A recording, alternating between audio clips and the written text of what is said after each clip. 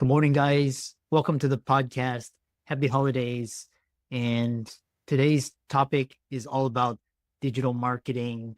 I've got Richard Levy from the UK. He's CEO, founder, and global marketing leader. He's going to talk to us all about his work, his company, his business, and we're going to add some value to the audience. So, Richard, welcome. Thanks very much. It's lovely to be here. Thank you for the invite. Yeah. Briefly introduce yourself, and I'm excited to dive into the discussion. Yeah, great to be here. As I said, I have been in marketing now for about 20 odd years. I've worked for the biggest companies you can think of. GE would probably be the one that would resonate most. Also companies like MoneyGram, which is actually based over in your part of the world, and then much smaller companies as well. And then for the last year or so, I founded my own company, Sophia Marketing, which basically offers marketing consultancy to, I think there's 4 or 5 businesses that I'm talking to at the moment. And plus I'm lucky enough to teach at Cambridge about 1 day a month, which is again, just another excuse to talk about marketing. Interesting. And starting off is talking about how marketing, where it is, we're at the end of 2024, but the newest updates and what can we expect from marketing in 2025? Yeah, it's a good question. I think we are still underestimating the impact of AI. I think people are sort of playing around the edges of it and thinking help with this or help with that. I think it will actually be like we had an industrial revolution here in Britain many years ago. I think this will be the technological revolution. And I use the word revolution because there's no going back for it. It's a sort of paradigm switch. And I think AI, whether that be in sort of the medical world or the marketing world or whatever it may be, will fundamentally change the way we do stuff. I don't actually think the pessimism necessarily around it replacing jobs is correct. I think jobs will be replaced with people who know how to work with AI, but it won't replace the people side because you still need a human intervention. But I think that will be very interesting in marketing.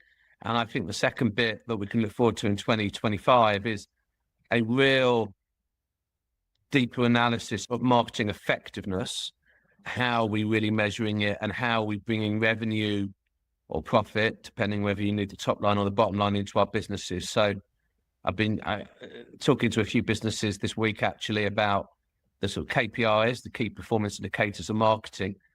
And my guidance to them was that unless you can show you're bringing additional incremental revenue into the business, you're making yourself extremely expendable, and no one wants to be expendable. That will be interesting in 2025. So you've got AI, plus I think we'll focus on marketing effectiveness.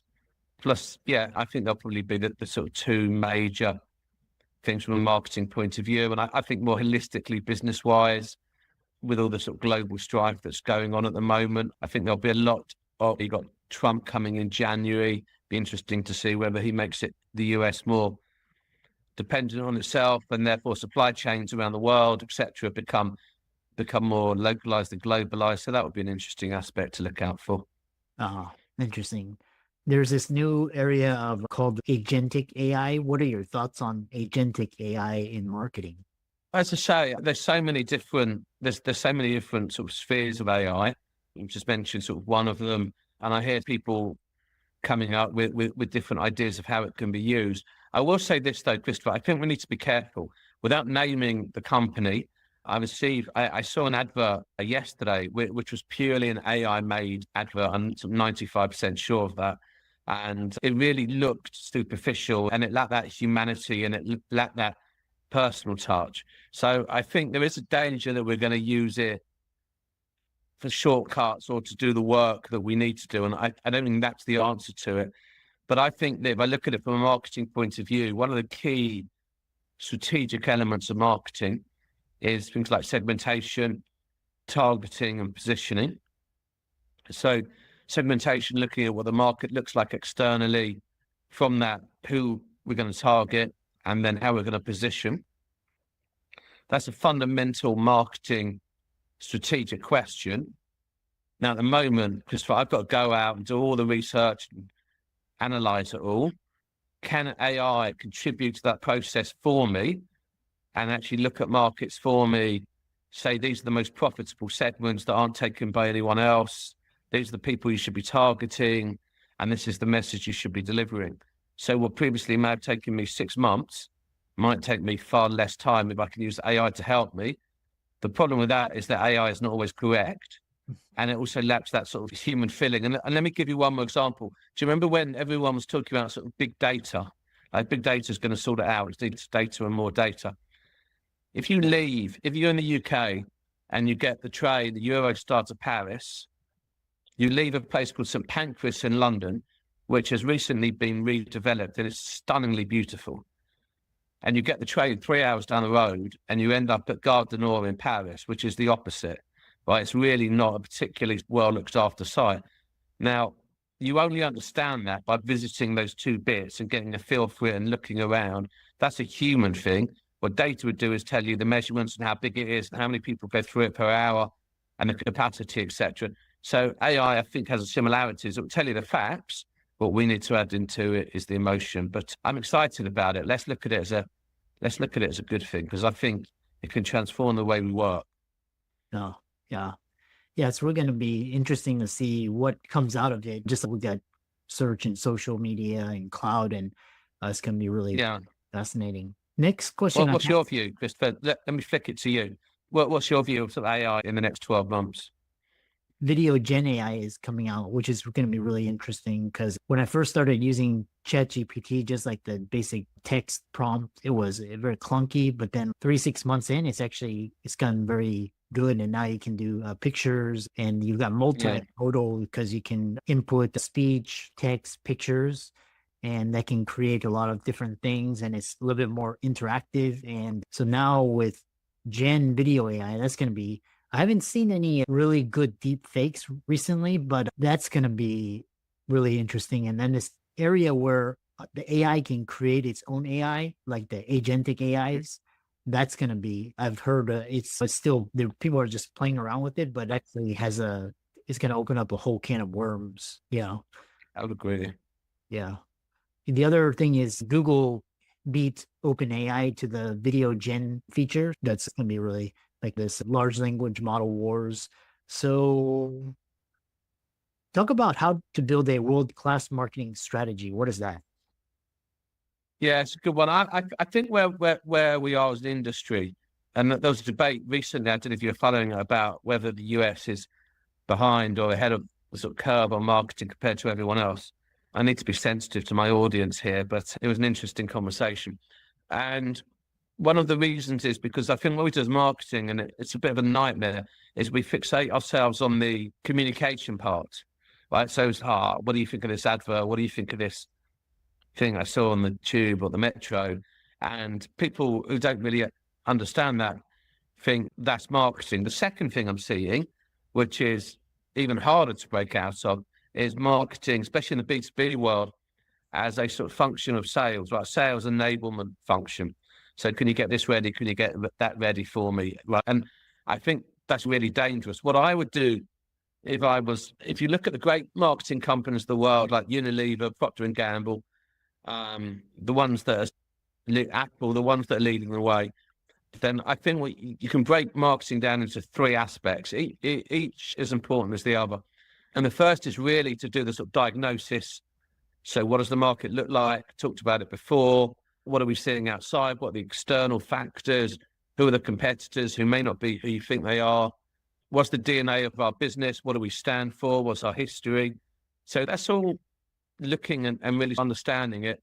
And once you understand the diagnosis, you can move on to the strategy. And the marketing strategy is really simple. I see, Christopher, sort of pages and pages of these decks that just go on. And I'm thinking, if I see one more deck with a SWOT analysis in it that has no real place, but someone feels they have to put a SWOT in, I think I must give up on it. So the marketing strategy is really simple. It's just, who are we talking to? That comes back to who are we targeting in effect? What are we saying, which is our position? What are we trying to achieve? And that's having a really clear objective and an honest objective. Too many marketing objectives are terribly wishy-washy, but I want a sort of real firm objective behind that and what our budget should be. So if you can answer those four questions, who are we targeting? What are we saying? What are the objectives and how much do we need to spend to get there? then effectively that should form your marketing strategy. And then you just move on to those tactical 4Ps, which is the price. What price am I setting it at? That dynamic pricing is becoming a big thing in the UK. We had, I don't know if it sort of reached your part of the world, but we had Oasis ticket. We had a bit of a thing because Oasis reforming the band after, I don't know, 15 years. And they were doing dynamic pricing. So as tickets became less available, so the ticket prices went up. So someone could buy a ticket for £100 and then someone else was buying it for £500.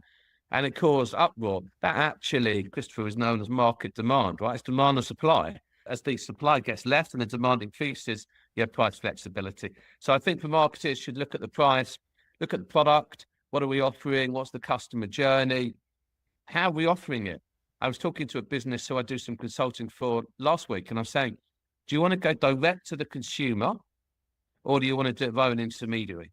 And there's been this big challenge that Nike have had recently. You may have been following that their share price suddenly went down. They were focusing much more on going direct to the consumer and missing out the intermediary, which from a cost point of view makes sense, but it's not very market orientated. Because I don't know about you, but if I want to go and buy some trainers, I actually want to go into a shop, have a look around, try them on, etc. So I'd sort your distribution out, and once you've done that, then you can do your promotions and you can advertise. But I think advertising should be about 8% of your role, or communications should be about 8% of your role. So I'll give you another few examples on the price point. We have, when I've worked for 3 or 4 American companies, when they visit London, they all want to go to a place called Pret a Manger, which is like a sort of cafe chain we have here. In Britain, we don't think it's particularly special, right? But you guys love it, right? They all come over and say, oh, can I go for a sandwich at Pret, right? Okay, yeah, of course, right? Pret had to put their prices up the year before last. They have a sort of membership scheme, and they wrote this sort of great letter to customers explaining why the prices were going up and where the money was going. And some of it was that they said, look, materials have gone up. Some of it is we want to pay our staff properly, and hence why, you're going to pay 10p more for your coffee. That letter was written by someone in marketing who knew what they were doing, who looked at it from the customer point of view and said, this is the message we want to send. So again, when we talk about marketing strategies and marketing approaches, my big urge is please just don't focus on the community, on the advertising element on it. Focus on your diagnosis, your strategy, your price, your product, your distribution, and then move on to your communications. And the final thing I'd say about a great marketing strategy is it adds incrementally, which is a word I use very consciously, to the bottom line. Because we say, we want marketing to be seen as an investment. Well, of course it's an investment, but in an investment, if I invest in stocks or shares, I want payback. And I think the CFO, that CEO, has every right to say to marketing, I'll invest in you, but I want my money back. That may be the short term or the long term, but show me the money. Yeah, interesting. Moving on, I know we're about 2/3 of the way through the interview. And so I wanted to ask you, talking about, in terms of marketing, what is the biggest threat to marketing today? Because recently here in the States, I haven't watched TV in like over 20 years, but like I'm on social media and just like on YouTube, just the stuff that I'm interested in. So what is the biggest threat to marketing today? Talk about that. There's 2 big threats. One is internal, one is external. The internal is that we think we make the terrible mistake that because we work for a brand 8 hours a day, 5 days a week, so that's 40 hours a week, let's say, that we obsess about our brand and we think customers care about our brand. Brands take up a very small amount in a consumer's brain, right? You're lucky if they think about you at all, ever. So I think one of the big threats is we overestimate our role in the world, which is not actually that significant, I'm sorry to say. The threat externally is that there was a real changing landscape out there. When I was growing up, you know how many channels there were in the UK when I was growing up? There were 3, right? 3 TV channels, right? Literally 3, right? BBC 1, BBC 2, and ITV, right? That meant of a population of 60 million people, which is what we have, probably then it was 50 million, but we'll call it 60 million for ease. You only had 3 choices what you want to watch. So there was a big TV program on, 25, 30 million people would sit there and watch this TV program. So therefore, reaching that audience was relatively easy, right? You could reach this mass market in one go. Now, in the UK, especially where you live, There are literally thousands of TV stations. There's hundreds of thousands of radio stations. It's a much more mixed up world, right? Where we can't reach the people we want to reach so quickly. And then you have the walled gardens of Facebook and the walled gardens of Google, and they don't want to share any data with each other. So that's a bit of an issue. So the biggest threat externally is this is going to become more and more diluted, and therefore reaching people is going to become much more difficult. And the big threat internally is we overestimate how people think about our brands, because with one or two notable exceptions, I don't know about you, Chris, but I don't spend my Saturday night talking about brands with my family, right? I've got better things to be doing. So we need a humility in marketing to realize our place in the world, which is we're up against it. Yeah. Very interesting. And so the next question I have for you is, what advice would you give to young marketers today? What should they be focusing on in terms of platform, content type, and where should they be honing their focus? First, I'd say welcome to what I still think is the greatest profession in the world, right? Despite me saying that we overestimate our importance, it's still a brilliant profession because you can really influence people's behavior and all that kind of stuff. So it's good. Where they should be focusing on is three things. One, know your AI. I mentioned it before. That's going to become the big thing for the next 10 years. So don't move away from that.